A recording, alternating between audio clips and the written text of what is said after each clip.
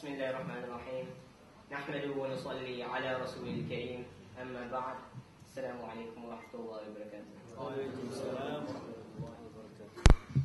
A few weeks ago, I engaged in some Dajjalian activities, aka the internet, and checked out my email. Sitting there in a capitalized, shocking heading, it was a capitalized, shocking heading, saying, "Attention all Muslims, Islamic emergency." Now, I followed the news quite closely, so I was pretty perturbed. I hadn't heard anything about the crisis, no major terrorist hold-up, or any mass Shiite murder. So, I opened the message. Following that shocking heading was a typical Cape Townian crisis. Cadbury's chocolate had been made haram. Apparently, the company uses the insect's secretion in the process of shining the chocolates. And since the insects can't be slaughtered, well, that makes chocolate haram. Now, I'm not sure whether it really was the petty behavior of Muslims, this whole issue of pedantic behavior, or that as Muslims we just place a high priority on our dessert. But it really caused quite a stir. I know about a week later, at a family gathering,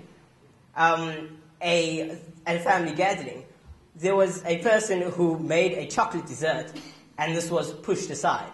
You know, the ultimate insult.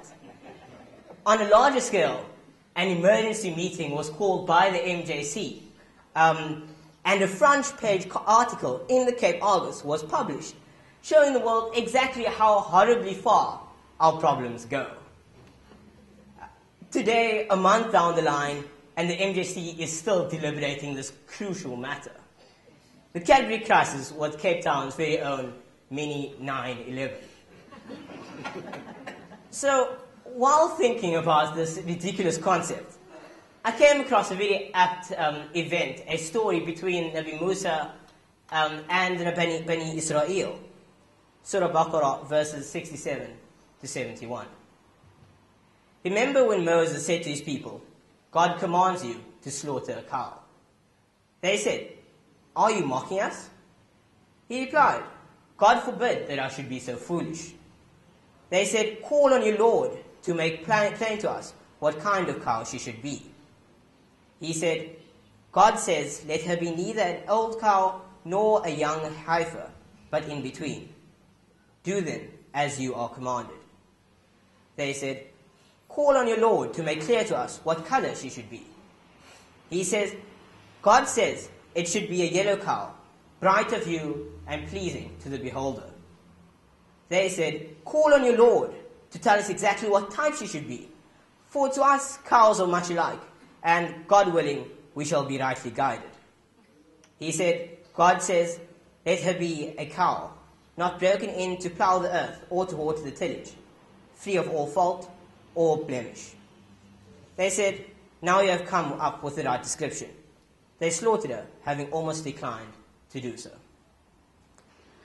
Now, I know this is between Nabi Musa and the Bani Israel, and as my sister said last week, Muslims generally have a tendency to blame everything on the Jews and the Dajjal. But we must learn from their mistakes. About a third of Surah Baqarah is devoted entirely to the Bani Israel, the story of Nabi Musa.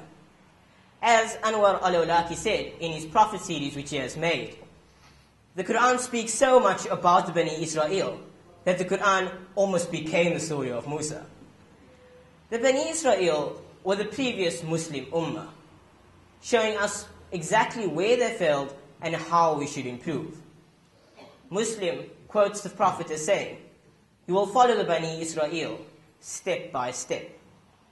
It is important to hold up that mirror and learn the lessons taught to us in the Quran. So anyway, the lesson to be learned here is that of pedantic behavior.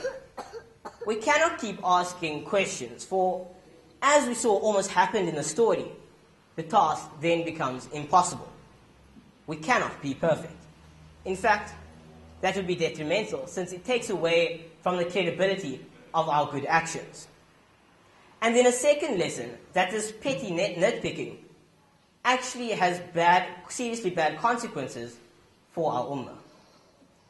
The whole concept of fiqh, the rules as to how and when to do things, is based around the premise that we know why we do it, and we love the understanding so as to develop the inner self, and which is the purpose of religion.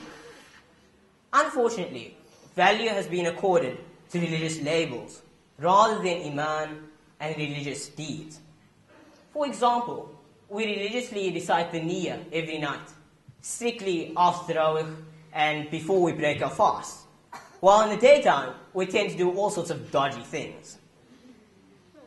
As we see in the meaning, the very purpose of this niyyah is to highlight and remind us of the reason for fasting and the sincerity with which it should be done.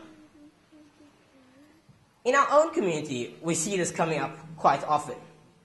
Apparently, we're notorious for what my grandfather coined the war over the washing of the ears.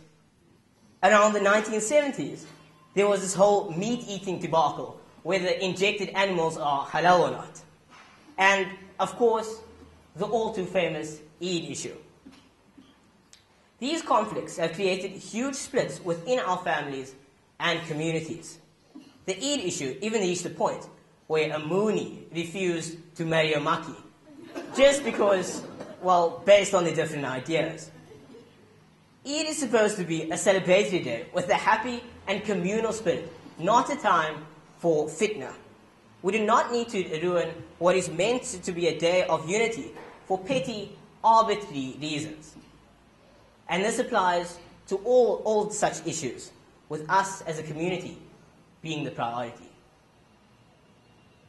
Otherwise, on a personal level, we like only not to be incredibly specific about our rituals, but also to criticize.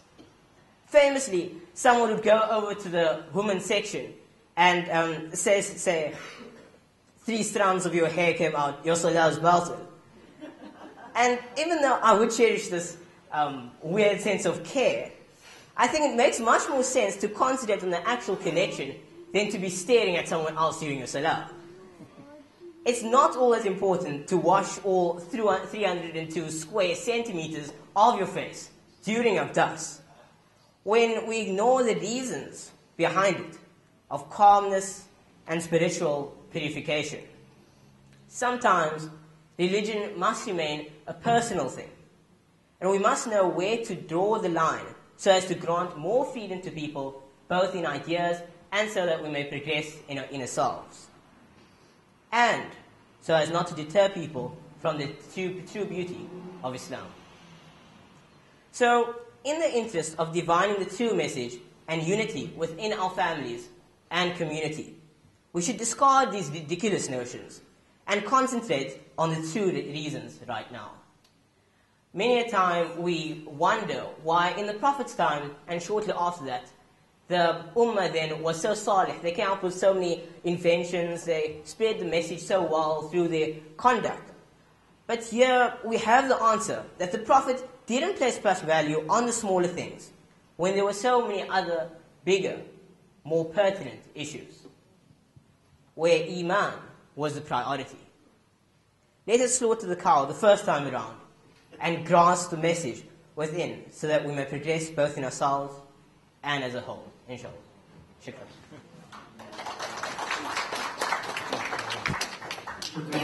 Thank you very much, Ihsaan. That is a very wonderful story about a cow, Baqarah, that continues to elude us. We pray Allah